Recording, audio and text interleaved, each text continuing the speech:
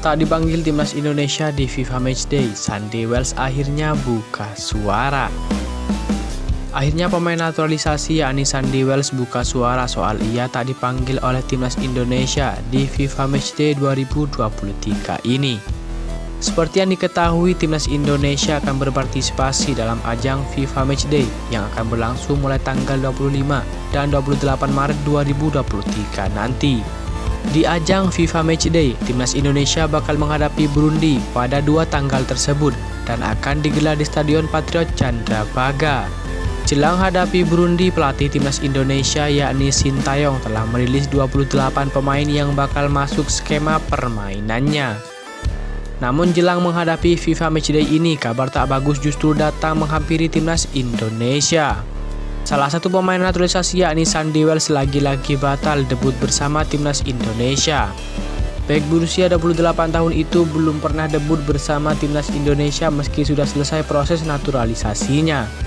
Tentu saja ada alasan kenapa Sintayong tak memanggil pemain asal klub Belgia tersebut. Apalagi dalam daftar pemain yang dipanggil untuk memperkuat timnas Indonesia itu hanya ada 3 pemain naturalisasi. 3 pemain yang dipanggil yakni Mark Locke, Jordi Amat, dan Sen Patinama.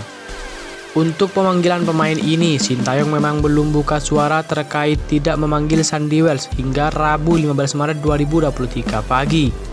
Akan tetapi Sandy Wells pun membeberkan alasannya sendiri kenapa ia tidak dipanggil untuk mengikuti TC timnas Indonesia. Ia membeberkan kenapa pelatih asal Korea Selatan itu tidak memilihnya meski laga FIFA Matchday di depan mata. Terkait ini, Sandy Wells mengaku bahwa memang sangat tidak memungkinkan untuk dirinya debut bersama timnas Indonesia.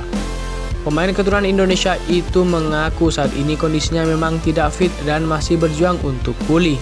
Situasi ini membuat tidak bisa memaksakan diri untuk debut bersama skuad Garuda. Bahkan dalam transfer market, Sandy Wells tercatat sudah absen selama 6 laga beruntun di KF Mechelen di Liga Belanda dan 1 laga di Piala Liga Belgia. Sandy Wells absen karena mengalami cedera cukup serius di panggulnya. Untuk itu pemilihan Sandy Wells pun tidak diketahui bakal selesai kapan.